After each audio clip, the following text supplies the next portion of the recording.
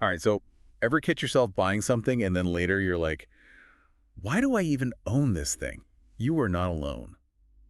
Today we're going to deep dive into this video transcript all about consumer psychology. Yeah, it's funny.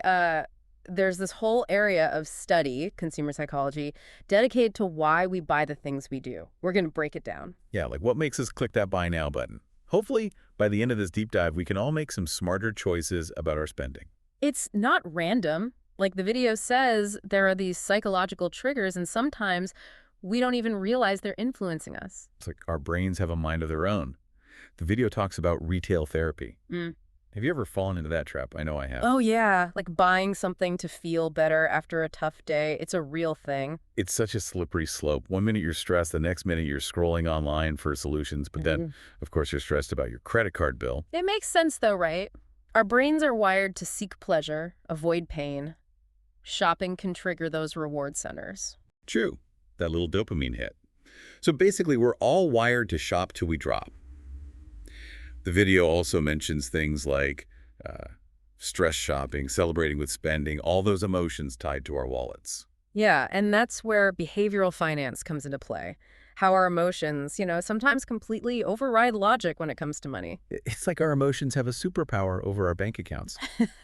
Okay, so it's not just me being bad with money. There's actually a whole science behind it. I feel better already.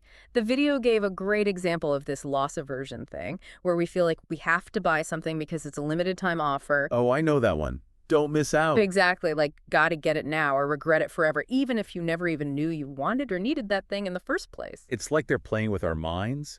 And then there's this other thing, mental accounting, where well, it's like we mentally categorize our money, which can lead to some pretty interesting spending habits. Oh, yeah. The video mentioned how we're more willing to spend like bonus money than money from our regular paychecks. Right, even though it's all the same at the end of the day. It's fascinating how our brains work. Our brains are sneaky like that. This is getting really interesting, but it feels like we're just scratching the surface here. And it's not just our brains working against us, right? The video also talks about all the external pressures that can lead to overspending. Oh, absolutely. Like social media is a big one. The worst. Although I do love a good scroll through my feed. But yeah, I can see how it pushes us to spend more. Right. It creates this pressure to have a certain lifestyle. You see those perfect pictures, everyone on vacation or with the newest, coolest stuff. Huh. And it's never ending. There's always something new to buy, a new trend to chase. Like last week, it was those shoes, remember?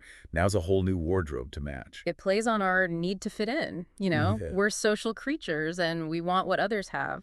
Status anxiety, it's a real thing. totally. I've definitely felt that pressure, especially with like FOMO, the fear of missing out. Yep. Like if you don't have the latest gadget or whatever, you're out of the loop. It's so powerful, that FOMO. And the video even mentioned how it particularly affects younger generations who've grown up with this constant online pressure. It makes sense, though. They've never known a world without it.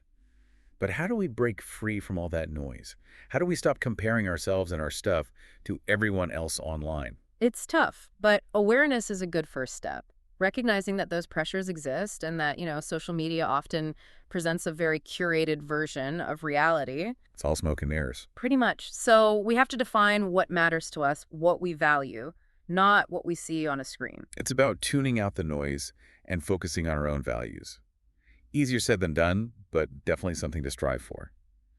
Speaking of things to strive for, the video also had some interesting strategies for actually breaking those bad spending habits. Okay, so we've talked about the why, the how, the sneaky tactics, but what can we actually do about it? Thankfully, this video's got some tips. Yeah, it's not all doom and gloom. There are things we can do to, regain control. Give me the good stuff, starting with budgeting. There it is. Can't escape it. Right. Like the B word of personal finance. People hear budget and they run for the hills. It gets a bad rap, I think. Budgeting doesn't have to be restrictive. It's more about making a plan. Figuring out where your money's going so you can make conscious choices. Like the video says, it's about separating needs from wants. Oh, there's that word again. Wants. As in, I want those shoes, therefore I need those shoes. It's easy to blur those lines for sure. But yeah, when you're tempted to buy something, asking yourself, do I actually need this, can be really powerful. It's like a reality check. Okay, so budget, check. The video also mentioned something called the 30-day rule. What's that all about? Oh, that's a good one.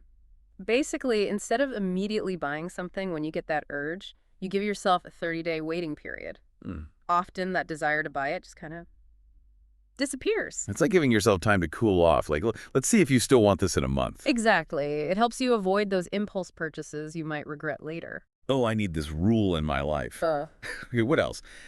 The video mentioned tracking spending, too. Knowledge is power, right? Hmm. By tracking where your money actually goes, you become so much more aware of your habits. And these days, there are some really great apps for that. Oh, yeah. Budgeting apps have changed the game. They make it so much easier to see those patterns, those little leaks in our spending we might not even realize are happening. Well, this has been a really insightful deep dive, I gotta say.